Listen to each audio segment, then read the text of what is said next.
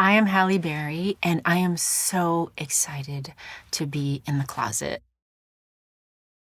I have been a movie buff my entire life. I was raised on movies. They shaped who I am as a person and how I see the world, and so you're gonna find out what those are. Oh, Blue is the Warmest Color is a French film about two women coming of age. It's about lesbian love. It's just one of those movies that once you see it, it's unforgettable. And it takes its time, it breathes, it allows the characters to live. So I'm gonna put that one in there.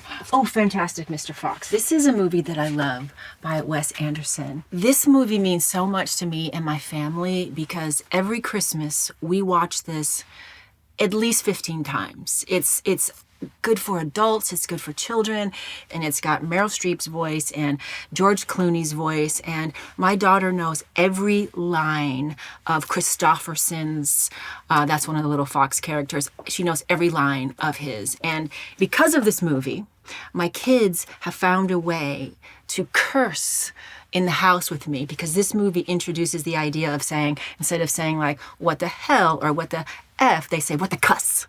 So now my kids and I go around the house saying, what the cuss? What the cuss? Are you crazy? What the cuss? And it always reminds us. And we named our kitty Bandit after Christopherson in his bandit outfit, which you will see if you watch this movie. Love Jones.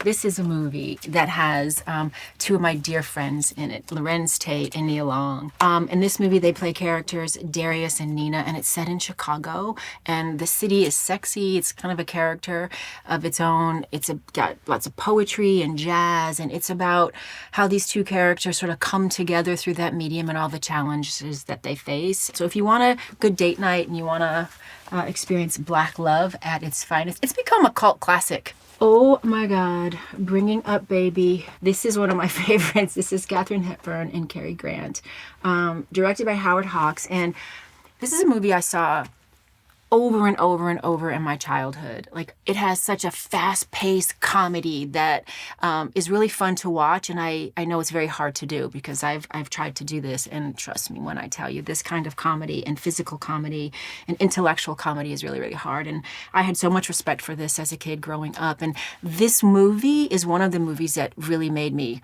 want to become an actor. Claudine. This is a favorite of mine too. This is two of my all-time favorite actors are in this movie, James Earl Jones and Diahann Carroll.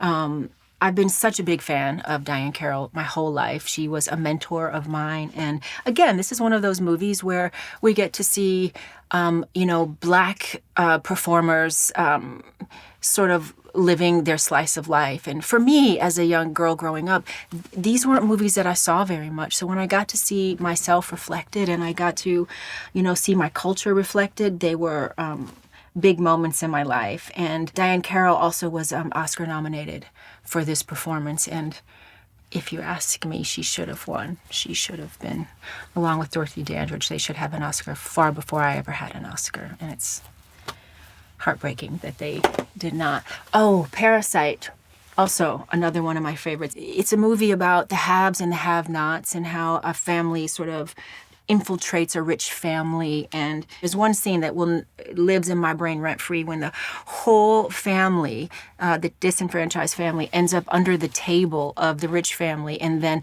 because the rich family is coming home and they found themselves stuck under the table. And it is one of those scenes where you are just sitting, you are just holding your breath and you're hoping that this doesn't all go awry. It won all the awards, and rightfully so.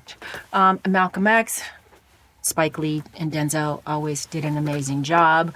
Love and Basketball, another one of my favorites. Gina Prince-Bythewood directed this. As a Black woman, this was huge for me to see a Black woman direct a film. Like, she was doing this before this was allowed to be done. And so she was paving that way for us as Black women in cinema and as directors. This dared me to dream that I could too one day direct my first film, which I did, and she was a huge inspiration for me to do that. So it's one of those feel-good movies that you just don't, you want to pick that up. Cure, this is what I want to see. I'm a big, huge fan of horror, and it's a Japanese horror film that I've heard about, and so I'm gonna take this one because I want to see what this is about. For my last pick, I'm going to just see what the closet feeds me.